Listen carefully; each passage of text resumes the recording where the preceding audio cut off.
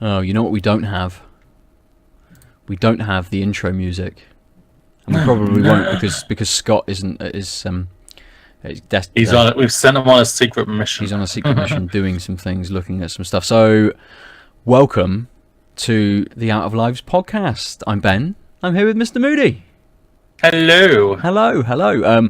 If you're watching us on YouTube, it's not our normal setup because Scott's not here, and usually he records things. So we've thrown this together so you can see our beautiful faces. You can hear our wonderful voices and still get the same experience.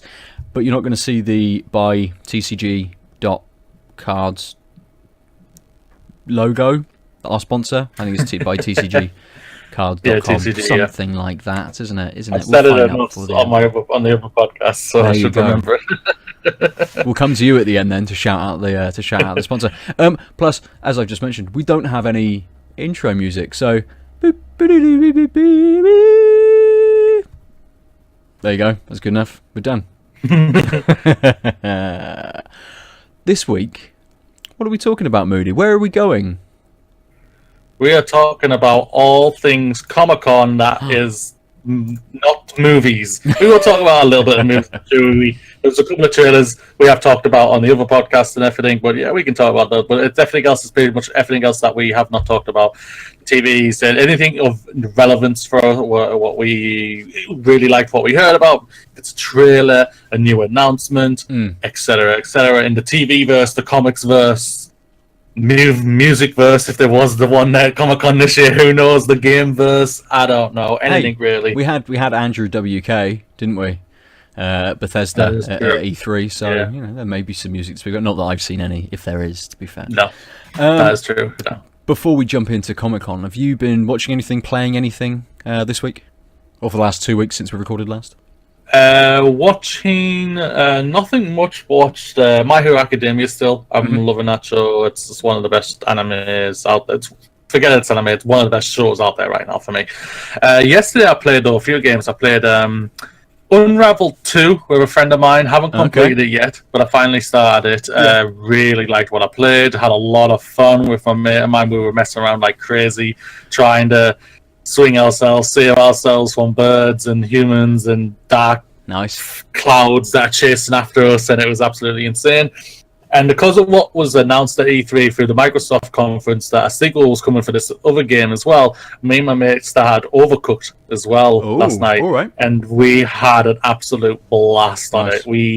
So much fun. It was so good. It was infuriating but exciting, and you felt like you accomplished something when you got past the stages that you just couldn't get past. You were like 1 meal away. If I got that 1 meal sent out, I would have done it and all that. But we got there. We got to level 3, so we plowed through quite a few levels on it. And but yeah, we had a hell of a time. It was so much fun. Nice. So yeah, but other than that. And a little bit of F1 2017, getting ready for 2018's game in August. But other than that, nothing much really. Fair enough. That's a good sort of a good range of things to kind of like to play and to watch and stuff. But were you playing both of those, Unravel 2 and Overcooked? Were you playing those locally? Was it like couch co-op? Yeah, there was couch co-op. Nice. Yeah, I game share with my mate, so he had them through me as well. So. We played them together, and yeah, it was so much fun. We haven't completed both of them. My aim is possibly to go back either tonight or tomorrow and play them again with them again. Probably get at least probably Unraveled done, because it's not a long game. Unraveled, I think we're like I would say we're about halfway through of it. So and there's like probably 3 or 4 levels to go. Bada bing, bada boom. We should get probably smashed out by the time we do record our next episode. Cool, nice. For me, I've got 2 sort of very brief things. I've started the new series of Arrested Development. I'm not sure what to make of it yet. Some of it's funny, some of it falls a little bit flat. It doesn't quite have the pacing issues that the previous season had, obviously. Much spoken about across the internet, the issues with that season. But some of the character development in it is going a little bit too crazy for me. It's almost becoming a bit of a setup in itself, and obviously they're talking about sort of they've given their movie rights away, and then now they're talking about a serialized show. So it's almost becoming a parody of kind of what it's already trying to do. And I'm not sure I'm kind of... If that's the right way. Yeah, that I'm kind of keeping up with it in that regard. But it's, I've still got a few episodes to go, so we'll see what happens. But I also started, or I've played through the awesome adventures of Captain Spirit, which is... I haven't got to that yet. I have not got to that. It's free. Yeah, I know, I've got it. I've got it downloaded. I just haven't touched it yet. It's super short. It's maybe an hour and a half, maybe. Yeah, people are saying it's about 2 hours max. Yeah, I don't know whether I missed a load of stuff. There's a load of things that I haven't achieved in it, or whether it leads straight into Life is Strange 2, whether you play as the same character, and it is just the prologue that bleeds straight into that. To know whether the things I haven't achieved sort of aren't achievable within the demo. I haven't kind of gone back to it, but it has led me to go back and play Life is Strange again. So I'm currently doing another run through of that. So I'm just about to start episode 3 on that. The ending on that episode is a kick in the nuts. I'm not spoiling it, but it was. But I played that episode with a mate of mine where we were just gobsmacked. We were just like mouths open, just like, what the hell have we done? Yeah. And I just pointed at my mate, you did it, you told me to press that one. Like, no, man, it was your fault. I was like, damn you. You got the, he said, you got the controller. You did it. It's interesting because it's my second playthrough. It's interesting to try and think what I've forgotten, what I can't remember playing through it and things like that. There's a load of stuff which I just thought, did I make this decision last time? Second guessing myself quite a lot as well. So it's interesting to play a game like this through again. But Captain Spirit is definitely a big improvement. I like the aesthetic in Captain Spirit. It ups it slightly. The way that it indicates different things to interact with. Very similar kind of setup, different buttons you look or you interact with something. But the way that they've tailored it more to the lad that you're playing as and kind of his age perhaps versus the age range of the characters that you're experiencing within Life is Strange. I think they've tailored that very well. So really impressed with what I played from Captain Spirit. I'm really looking forward, I think, to Life is Strange 2 when it does come out, which isn't far away. September. May I ask a question? Is it confirmed that you're playing the kid again in the sequel in Life is Strange, or are you playing Max? I don't know. I don't think they've said anything, have they? They've just released a trailer saying this is Life is Strange 2. That's all you're getting. See you in September. Yeah, if they have said anything, I've missed it. And actually, I think... I don't believe so. I'd quite like to miss it as well, I think. I quite like to go into that game quite blind and just see how it opens up and what it does, really. I think Life is Strange was sort of full of surprises.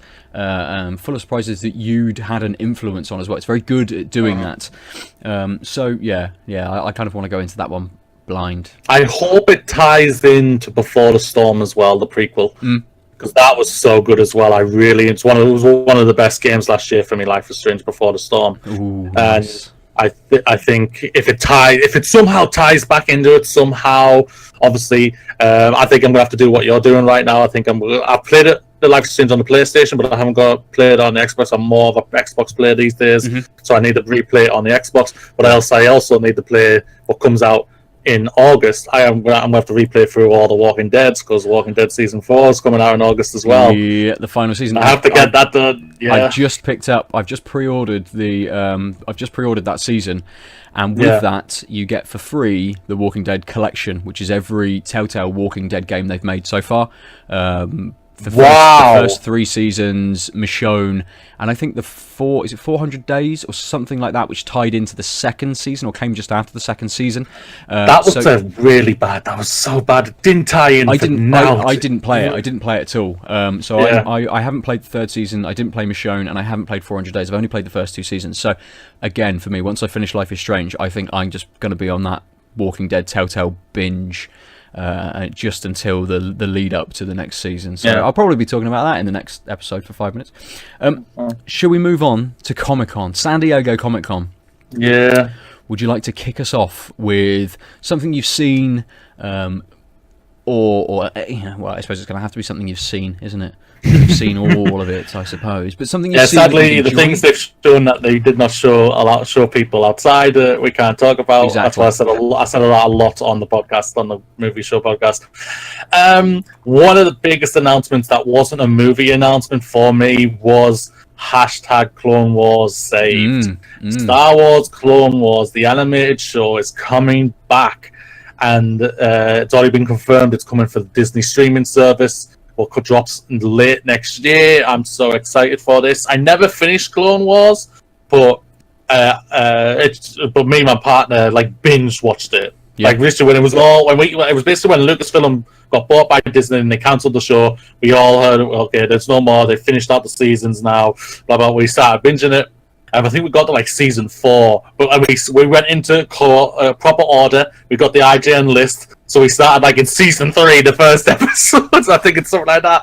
Then you go back to season 1 or 5, and then you eventually get to the movie, and we eventually. How they released it is insane. Hopefully they don't do it for the new version of the season that's coming out, and then just keep it in chronological order here. But yeah, I'm so looking forward to this. Yeah, I'm. The trailer was so much fun. They give you a little bit of a tease at the end with a character that you didn't think you would see in it again because of how things ended up with her and everything. But it was such a good announcement. It was so much fun.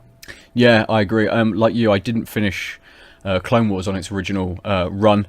I got a little bit lost with it, with them jumping back and forth and things. I just kind of put it down. And when they said that they weren't going to, when they dropped it through the acquisition, I just didn't think I would finish it. It's one of those shows where I thought, well, they're not gonna finish it. We're not gonna have a final sort of season, so I won't keep up with it. I enjoyed what I saw. I'm happy with that.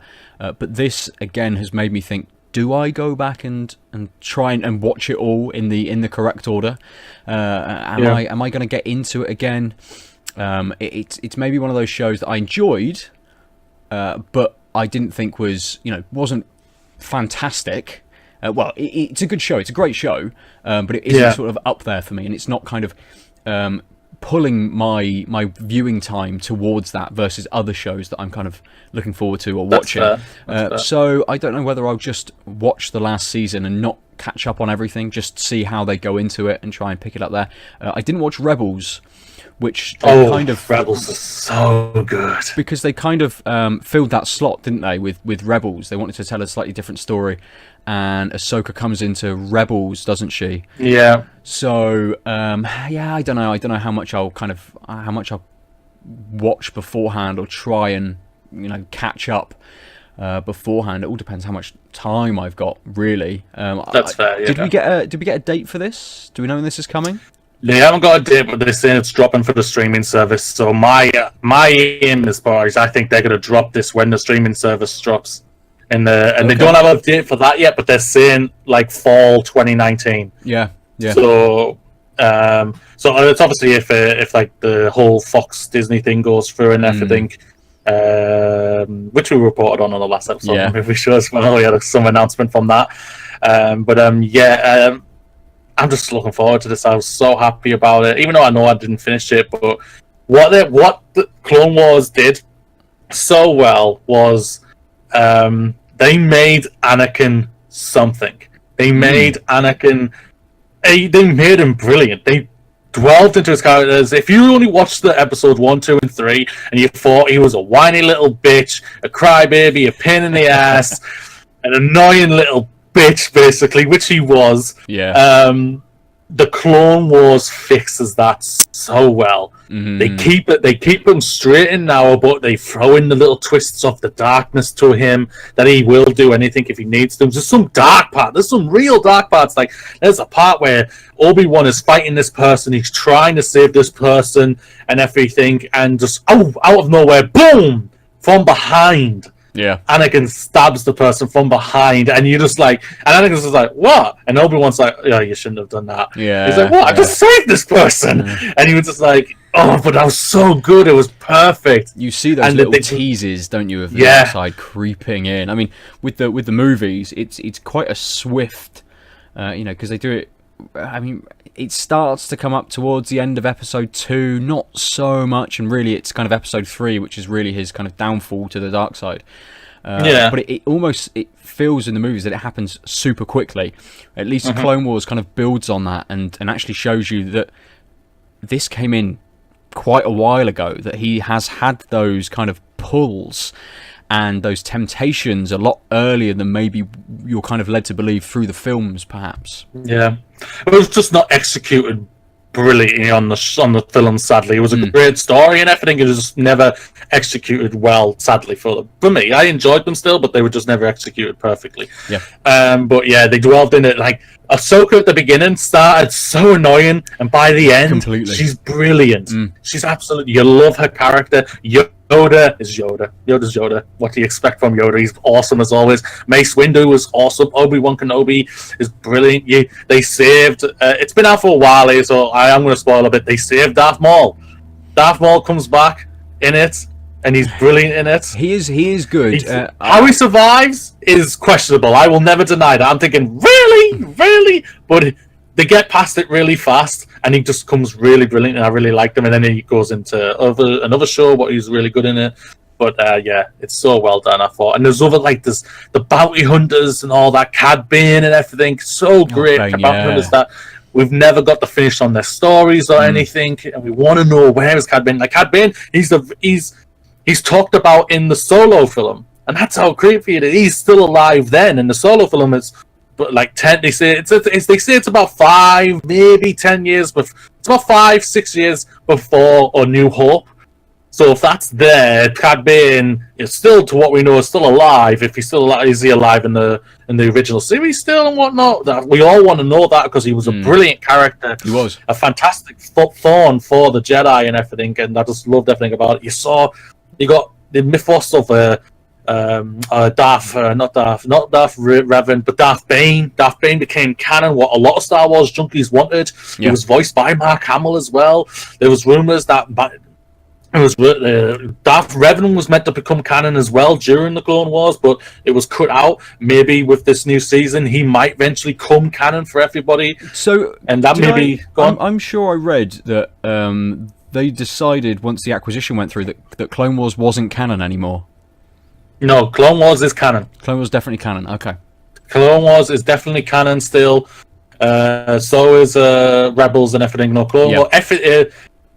The prequels and Clone Wars are all canon.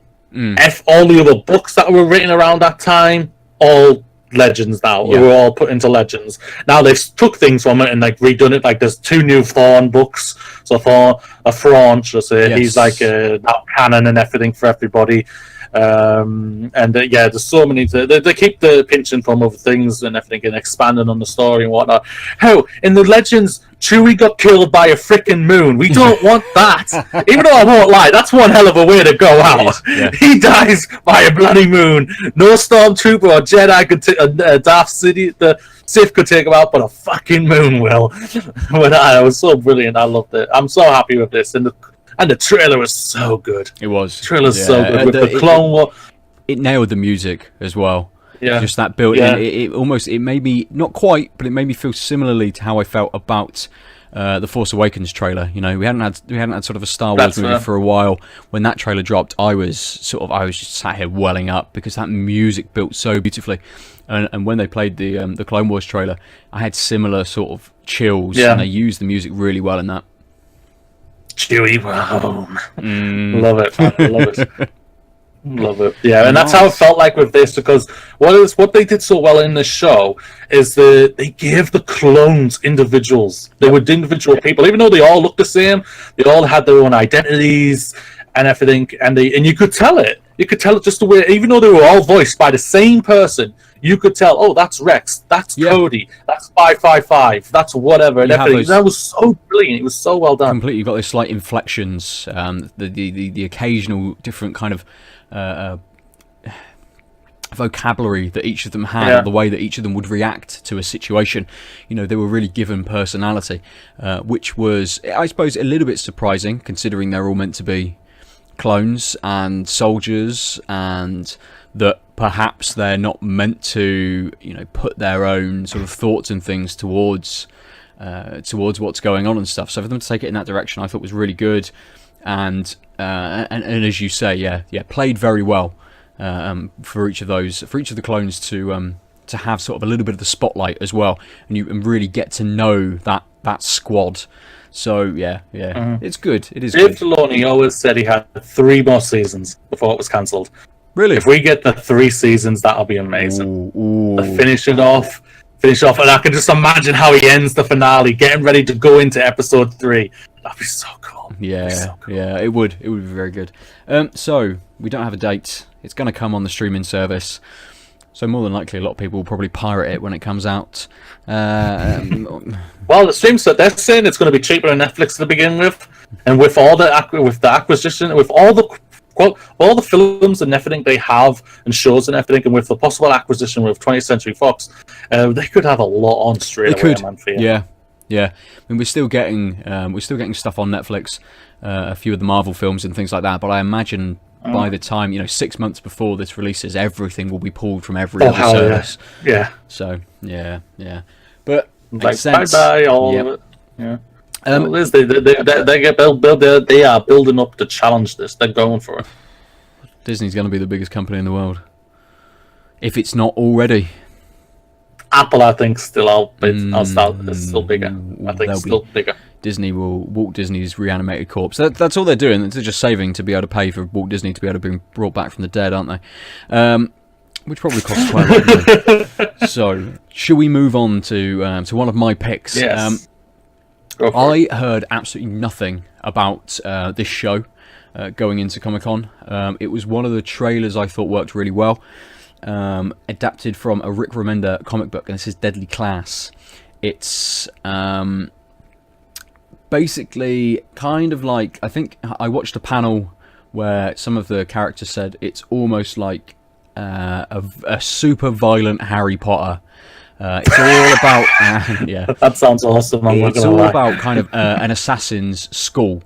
So kids are taken into this school, whether they're orphans or street kids or whatever, taken into this school to be trained up to kind of be assassins or agents.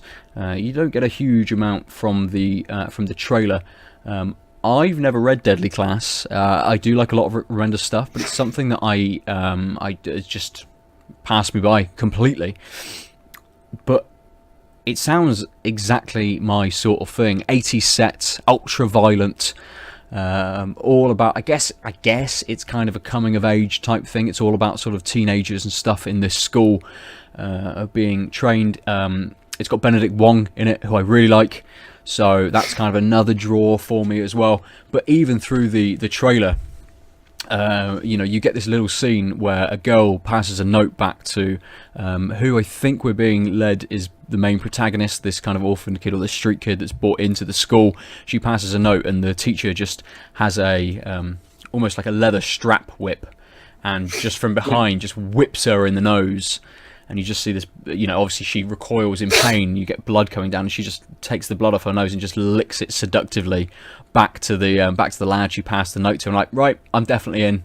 I'm in on this. This is exactly what I want from kind of like a school setting, coming of age style thing. Ultra violence. That's what Harry Potter was missing, mate. Pure unadulterated violence. We didn't want Sirius just to fade into the blood. We needed to see him explode into blood and guts. That's what we wanted. Sorry, guys, if you didn't know Sirius Black dies. That's it. He just zooms in. I can see. I'm not gonna lie. I'm watching the trailer right now. I've got it muted. It looks really good, but directed by the Russo brothers. That's intriguing. Produced by the Russo brothers. I think. I'm not sure whether produced they're and directed. Ooh, it says directed. It says directed on the trailer, mate. Okay. They're directing it. At least Poe's directed maybe the first episode. They might be like the first episode or something. Yeah. The pilots and everything. But no, yeah. This is probably just them. Well, we can't do that much. Even though Thanos just took out the world with a flick, we couldn't blow everybody up. We had them to fade away. So we need Disney. We need to go off and allow our blood and guts mind to do something on our show. So that's what we're going to do.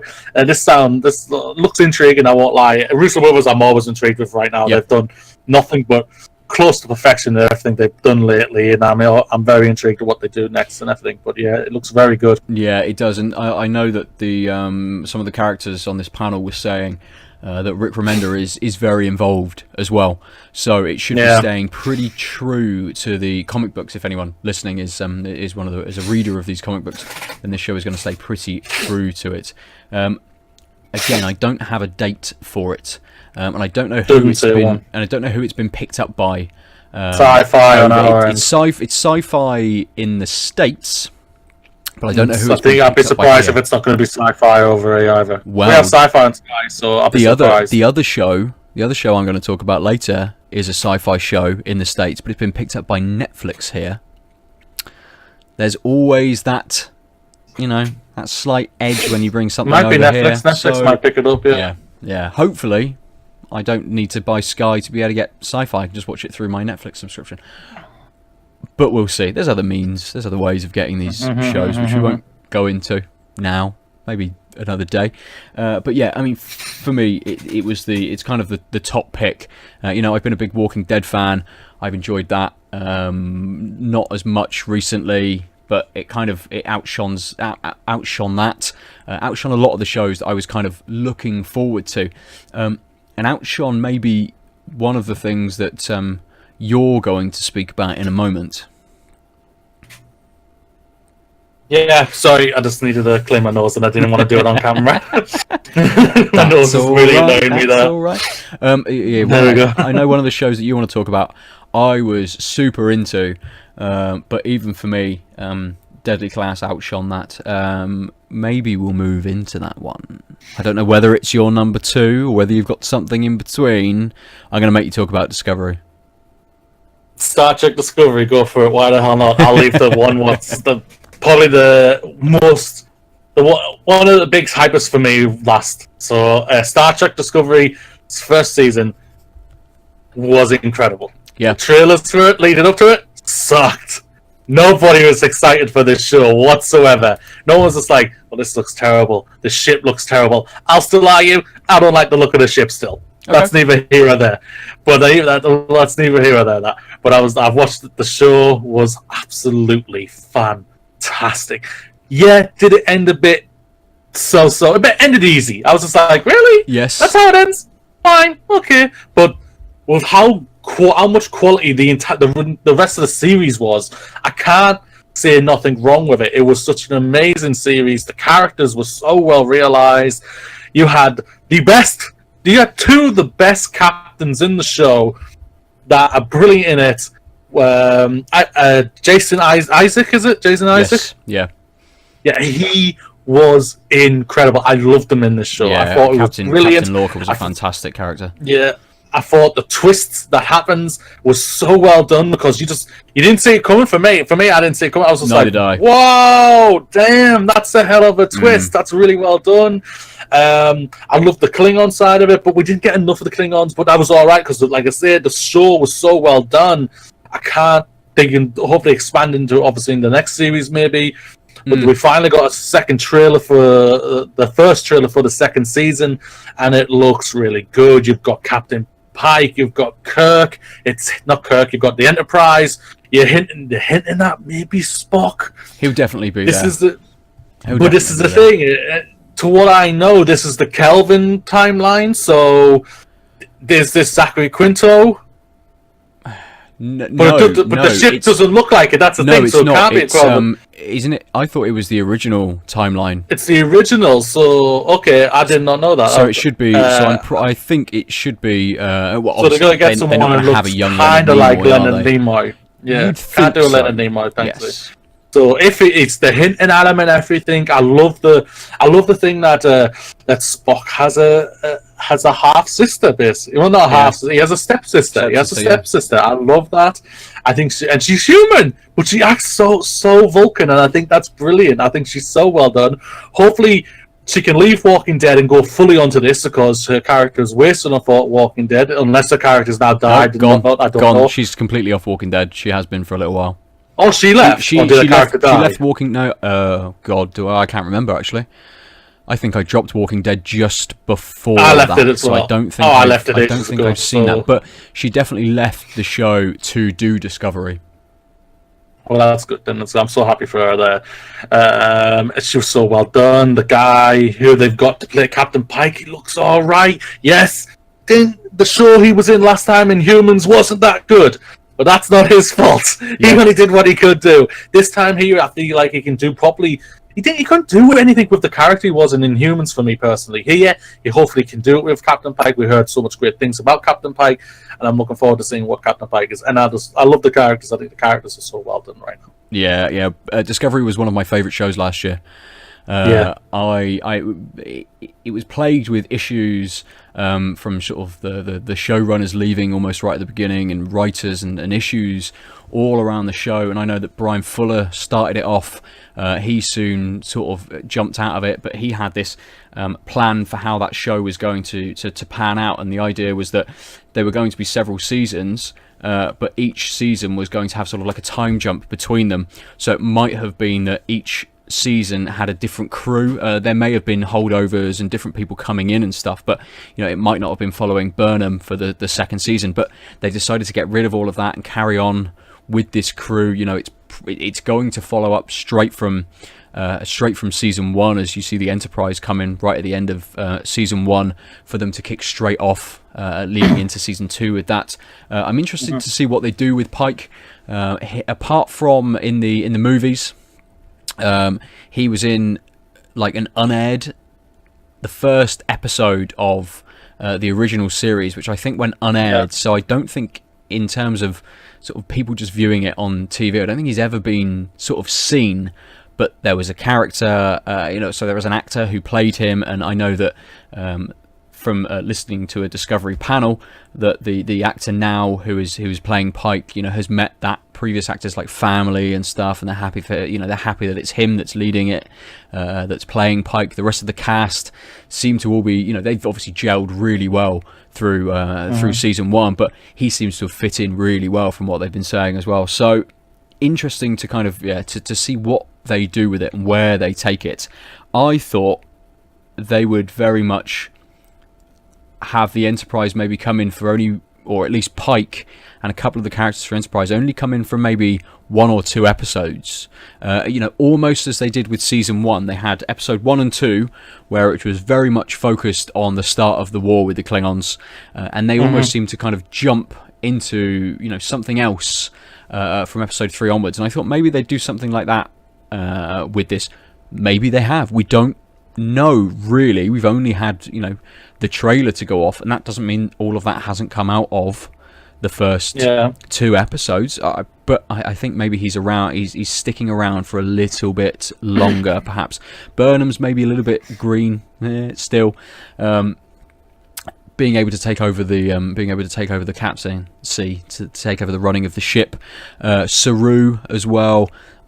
I don't quite see, he seemed to do a good job as kind of like a stand-in captain, but maybe he's a good character, but I don't think he's kind of that central lead character to be kind of like the captain throughout a season. So I wonder whether maybe Pike is going to stick around for a while. Well, when they left the end of season 1, they were heading off to go and pick up their new captain. So I'm guessing we ain't going to get the proper new captain for Discovery until the end of the season. Yeah, I think so. Yeah. Unless because this is like, it's supposed going to be like the first season. What was 12 episodes on Netflix? One for us, can't remember. 14 episodes on that. But they also did a halfway break. They did a mid-season finale and everything. They might do a full story with Captain Pike for that full first half season, and then the second half is them getting the new captain or something. Or they do a full story with it. Yeah. It's gonna be interesting. I don't know how they'll set this up, because Discovery started around about September, October time last year, and they had their mid-season break over Christmas, essentially, and came back in January. I think this starts. They're going to release this in January of next year at the earliest, from what I've heard. So I don't know whether they'll have that mid-season break. That will come around about maybe Easter time, I would think. So Don't know whether they'll just have a straight run through. You know, maybe I think it might have been 15 episodes for the first season, because I think they did something like they did 8 and then maybe another 7, or they did 9 and another 6 or something like that. It wasn't a half and half kind of split really, and it made it a pretty odd number of episodes. So I seem to remember. I could be wrong. Someone tell us. You can tweet us at OutOfLives. Yes, Pod let us know. Let us know. If you know more than we do. Carl Barrett, you know more than we do. Tell us what's going on.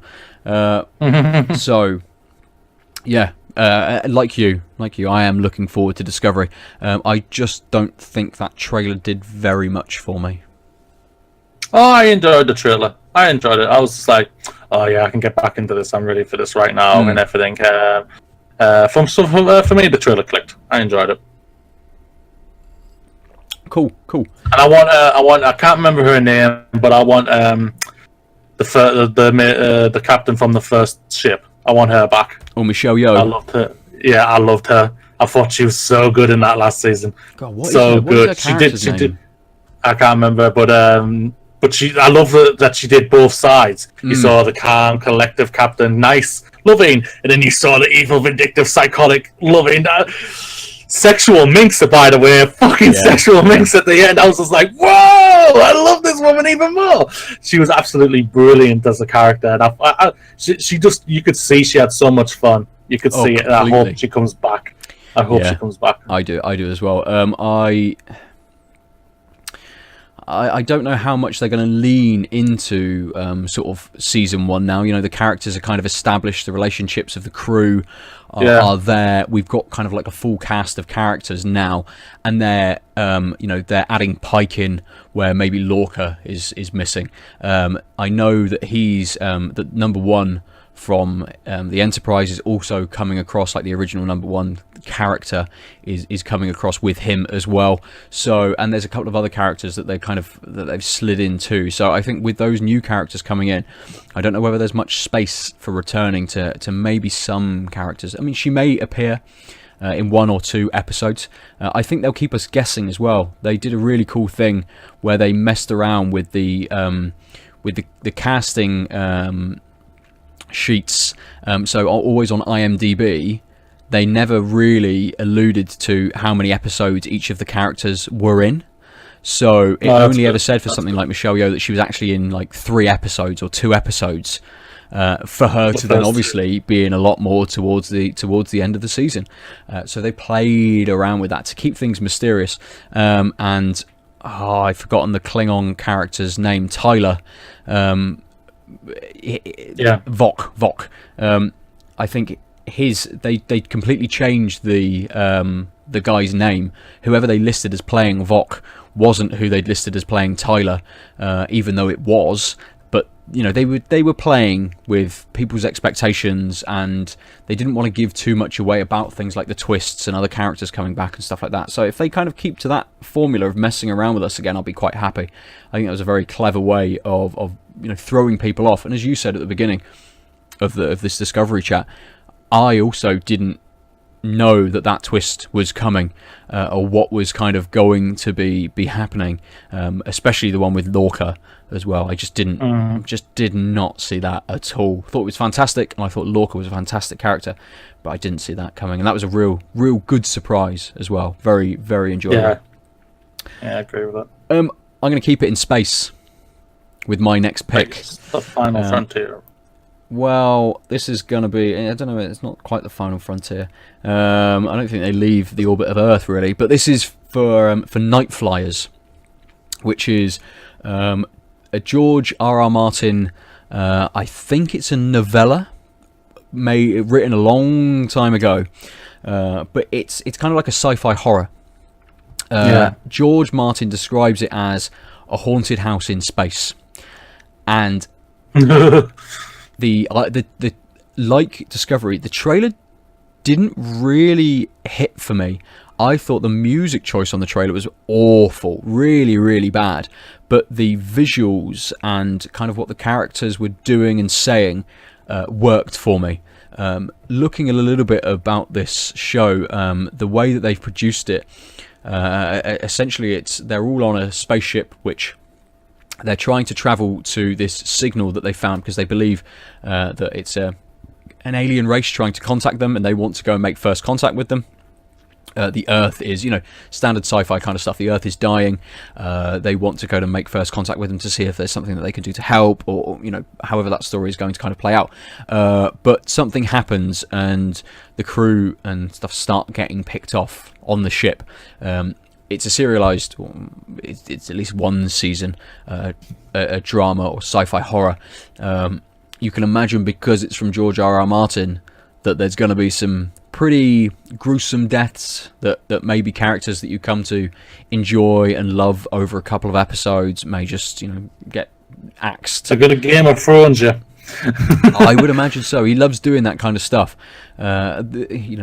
I don't quite think it's Game of Thrones set in space. I think it's going to be its own sort of thing. It's going to be a very different tone. It's going to be a very different kind of way of approaching things. Obviously, Game of Thrones is... what season are they moving into now? 8, 9, 7. So there we go. They've had lots of seasons spaced out over the written and the unwritten books. Nightflyers, I think, comes from just the novella, and has already been adapted as a movie. I think it was a movie which wasn't called Nightflyers; it was called something else. Maybe Event Horizon. It screams like Event Horizon. It's not Event Horizon, but it does. To me, it screams Event Horizon. I love Event Horizon. It also has a little bit of like the tone of Alien, which is going to pull me in straight away. But also, that would pull me in. It's giving me those Dead Space vibes as well. It's a shame Scott's not here for us to taunt him with it, but it's giving me those Dead Space vibes. Maybe it's not quite as sort of actiony, but it's got that horror element. And you watch the trailer, and the trailer doesn't give a huge amount away, but it gives you a little, and it shows you the tone that they're going for. But there's been a couple of other videos that they've released where they've had production crew and some of the cast just giving little one-liners, spliced in between clips and stuff, and they seem like they've had a really good time filming it. But also you get a little bit more from that. Maybe one of the main characters sort of sees his daughter on the ship where he shouldn't. That kind of gives that Event Horizon kind of a vibe. Seeing things where maybe things are not, hallucinating, crew members going absolutely insane and turning on one another. Whether Sam Neill pops up, I don't know. I doubt it, but he might make a little just appears in the side of the screen and pops back out again or something. But yeah. Everything on this screams to me sort of like must watch, and we know, or at least I've seen, one of the trailers is on Netflix's UK and Ireland channel, so it seems it's a sci-fi made show but coming to Netflix in the UK, which makes it at least more accessible for me to be able to watch and to be able to jump into, more accessible than perhaps Deadly Class will be, with us not knowing who's got the rights for the UK viewings over here. So similar to Discovery, in that it's kind of maybe an ensemble cast and it's set in space. I think people die in Discovery. I think Nightflyers will die. People will die in more than Discovery will. A slightly different tone and a slightly different way that they're taking this. I know, again, watching a panel of the cast, they hope that it's going to be picked up again for a second season. But that would, I suppose, be possibly going off book, because it's only from a George R.R. Martin written novella.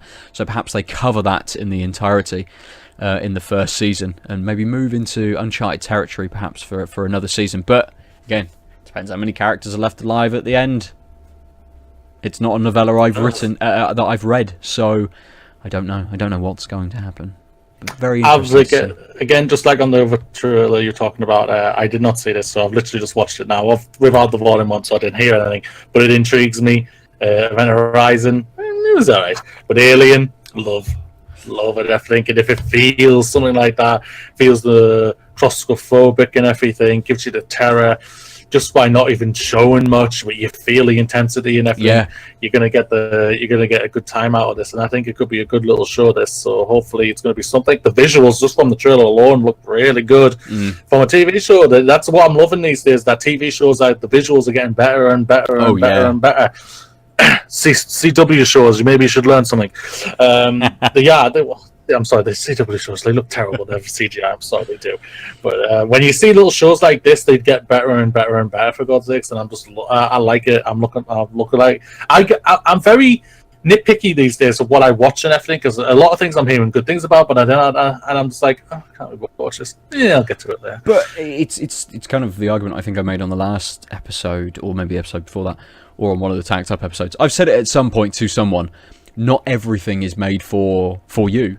For everybody, yeah. You know, there's going to be a lot of shows that you never watch because it's not made for you. You won't enjoy maybe the characters or their arc or the storyline. You don't enjoy the setting that they're in. You don't enjoy the style of program that it is. You know, I love sci-fi. I love horror.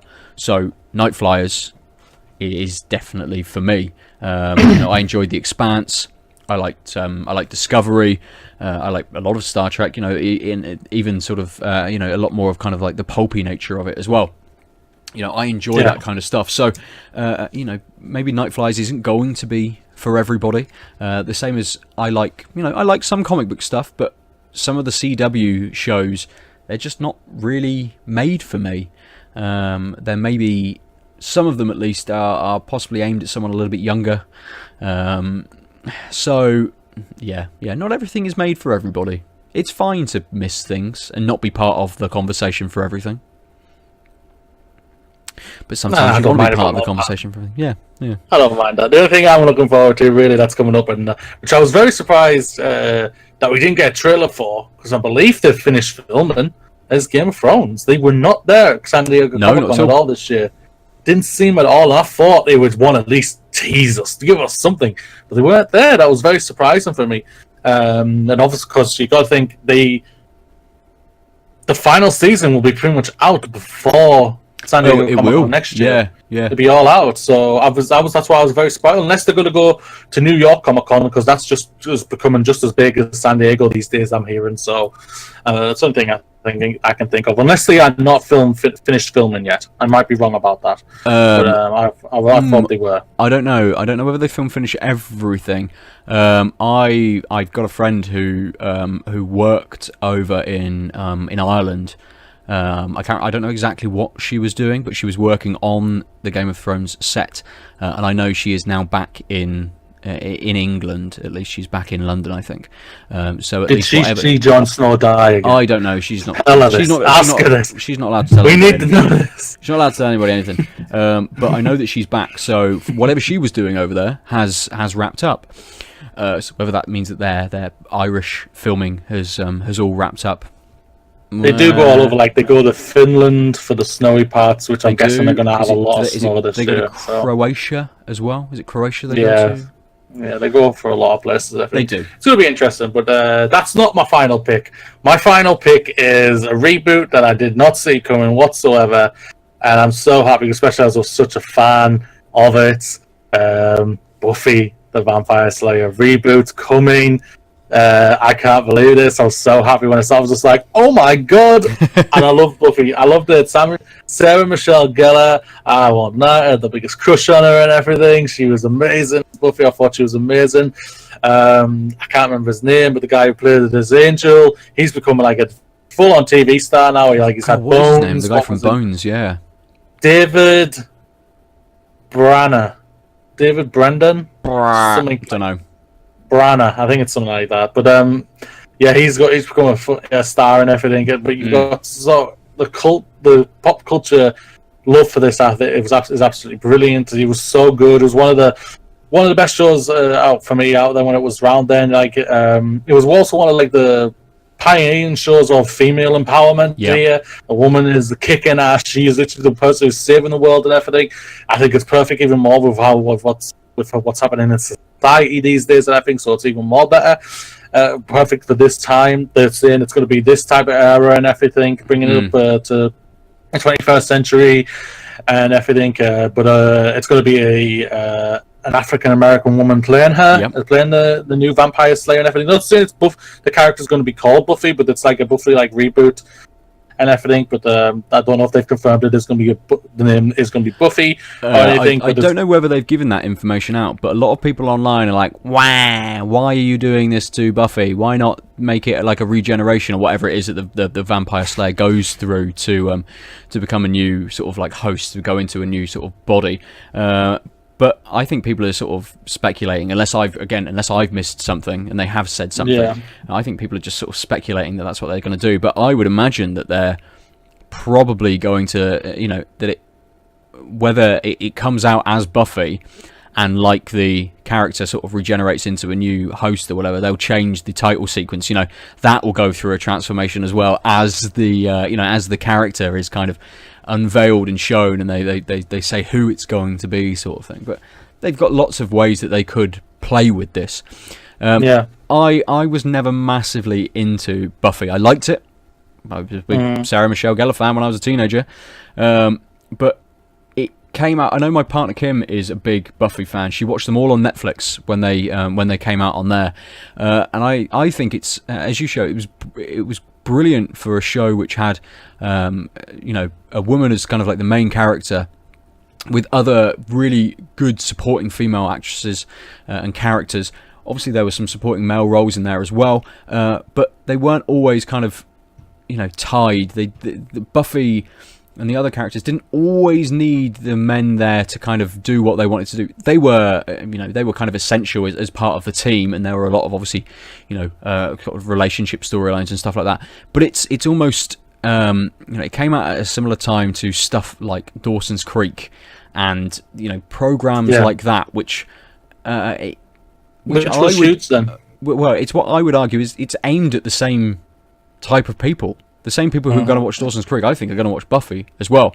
It gives them something else, something on top, and definitely does a lot more and is a lot better than other shows which are maybe aimed at the same kind of demographic that came out around about the same time. I think Buffy is kind of like quintessential viewing for anyone, really. And I've as I say, I didn't massively enjoy it. I'm not a big fan, but I've definitely seen all of them. And that might just be, just in proxy to sat with my partner while she's put them on. But it's a good watch. So I'm interested to see what they do. I think with what they could do these days, with how dark TV can go these days, I think they can go some really dark. We'll go to the more darker parts, what Buffy sadly wasn't able to go, and everything. I think they could go really well here. I'm looking forward to this. I really am. There's no date or anything when this is going to happen or anything. There's not even a script or anything. But they are in the process of getting this sorted and everything. And I'm just looking forward to it. I'm so happy about this. Yeah. I didn't. It was probably the apart from like the movies and everything. I was probably the big, along with Clone Wars. This was probably the big surprise for me. I had a lot of fun with this. I'm so happy with it. I loved it. Did Joss Whedon come out and just say that this was happening? How was this actually unveiled?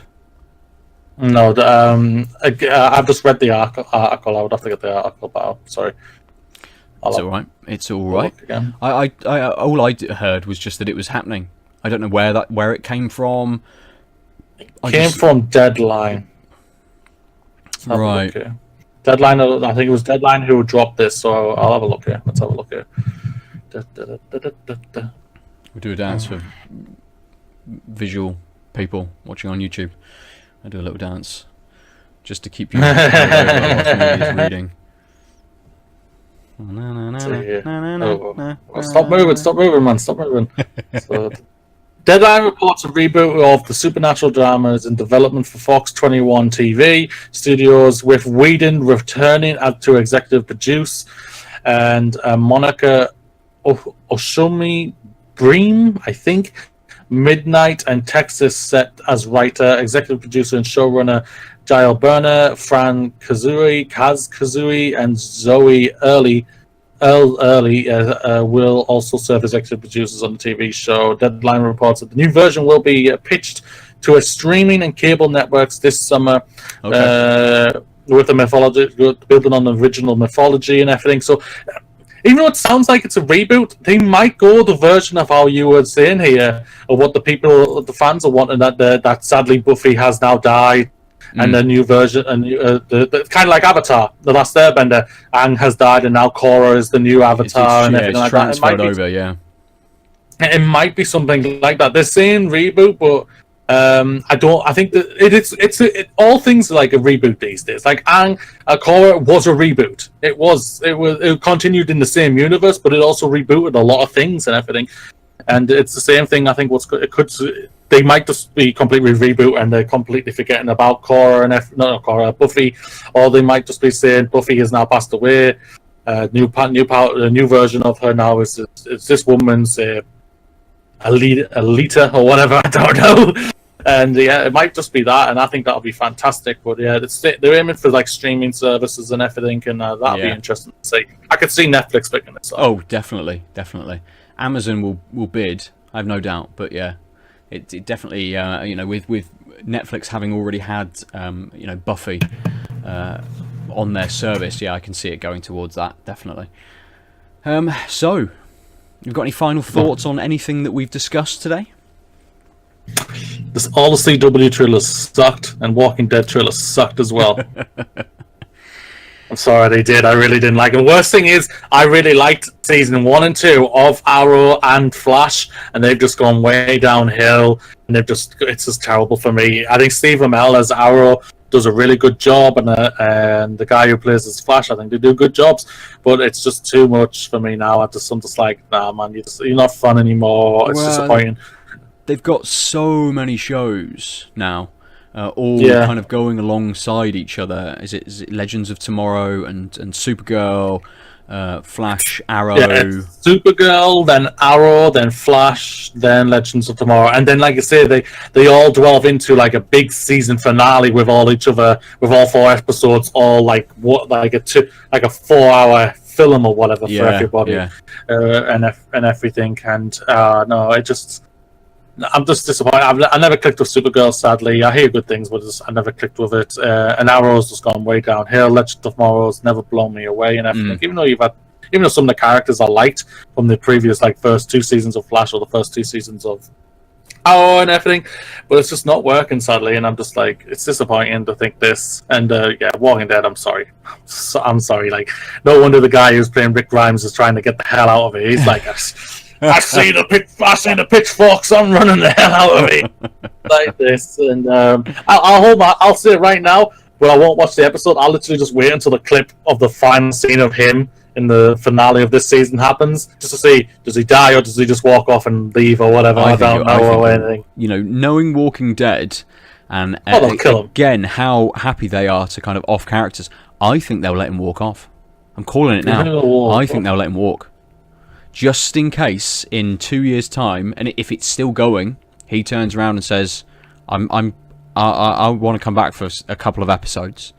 I think they'll keep it open for him because he is such a big part of that. Obviously, he still exists in the comics, so whatever they do next is gonna just pull away from that completely, or whether they just let Daryl take the reins as being a non-comic character. I think it's one of the more interesting things to happen to any kind of show, actually, that their main character, that the kind of like the heart of the story, goes away, for them to try and push through with that. So it'd be interesting, maybe not this season to see what they do, but the season after, and whether it can stick around, whether it holds up, whether that cast can keep going without him. So I think it's one of the more interesting stories. Doesn't make me want to jump to watch the I'm not interested in watching it whatsoever. Is this season 9? I think I stopped after season 6. They got to Sanctuary. No, did they get to Sanctuary? Yeah, they got to Sanctuary, and then they started to split off into their little factions, and that's kind of where I dropped it. Maybe mid-season in season 7, perhaps. But I can't remember. It's really weird. That was one of the main things that me and my partner were watching for a long time, and then it just went, what the hell's going on here? And we just backed off and just left it. Yeah. I will be. I'm very intrigued to see what Walking Dead do with Michonne, because the lady obviously is becoming a big star and everything. She's obviously in Black Panther. She'll be in Black Panther 2. She'll be in, I believe she's down to be in, even though she's already filmed it, the Avengers 4 and everything. But she's getting touted to be in the next Star Trek movie. She's getting touted to be in Godzilla versus King Kong. Oh, really? That's a lot of business. Yeah, we reported on it a couple of weeks ago, or about a week ago for it. And yeah, they need to try and either lock her down for another season or 2 seasons or whatever, or they're going to lose her, and that means that's probably two. Their main 3 are her, Rick, and biker dude. I can't remember his name. Daryl. That's their main 3. Yeah. They lose 2 of them and just have Daryl. What do they have? Daryl is a one-note character for me right now. When I was watching it, so I don't know what's happened to him these days. So, but unless they've changed him and he's now somewhat better and everything, I'm just like, what? You've got nothing. You've really got nothing right now. And I could see him dropping out and just going to be, Hideo Kojima's best friend full time. Well, everyone's he's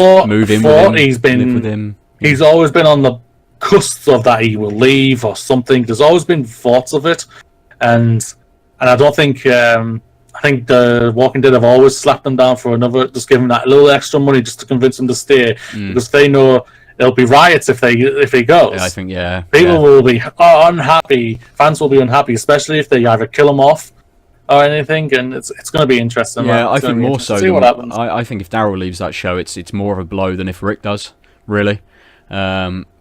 Especially for fans. You've got Rick's story in the comic books. We don't necessarily need that to be shown in the show, and obviously they've pulled away from that a little bit, and characters come and go at completely different times or have different relationships with people and stuff than they do in the comics and things. So they've pulled away from the comics enough that it's kind of no longer just Rick's story. So yeah, I think if Daryl goes from the show, they do everything what he does though. Yeah. That's the thing about it, and he's gone backwards and forwards so many times. I'm just like, nah. They've wrote them terribly. They've really wrote them terribly. That's what I can tell. So yeah, I think The Walking Dead's on borrowed times anyway. And I loved how the trailer said the biggest show. I was thinking, you have the lowest ratings. You had the lowest ratings for your season finale lower than the one they had before last time, and they were lower.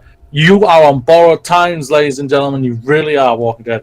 It might go on for another 5 years or something, but that's still. I think that the return for viewership is going down and down and down and down and down. And if that thing is showing the same day that Game of Thrones comes out for the finale, which is like an hour and a half episode each, bye-bye Walking Dead. You stay the hell out. You either get your season finished or you get the hell out of the way of Game of Thrones, because that will eat you alive. Yeah, it will have to. Definitely, it will have to. Walking Dead has a mid-season break, doesn't it? I think they're Christmas time. Yeah, so I don't think the new season starts October. The mid-season finale will be around the Christmas time. Game of Thrones, we don't have a full date when that's technically coming. It's always been sort of a late spring summer show, hasn't it? So yeah, I think it's going to be an April showing for Game of Thrones again. They'll just let it roll for another year. 6 episodes of an hour and a half show. Wow. Ooh, 6 mini movies, all leading into each other. That's going to be a big watch. It's going to be a big undertaking. I did read somewhere that if you watch 2 episodes a week of Game of Thrones, you should. So they must have a rough date for it, because I'm sure I read if you watch 2 episodes a week of Game of Thrones, you will have been able to see every episode until it releases. Airs again. I think. That's intriguing. You have to work out how many episodes there are versus how many weeks it will take. Well, it's 10 episodes for the first 5 seasons. Season 6 was 7 episodes. So, really? And 7? The final season is, they knocked it down to 7 episodes, and the final season is 6 episodes, but they're like an hour and a half long. My maths brain's gone for today. I'm not working that out. It's coming at some point in 2019. It's coming. Should we finish there for the week?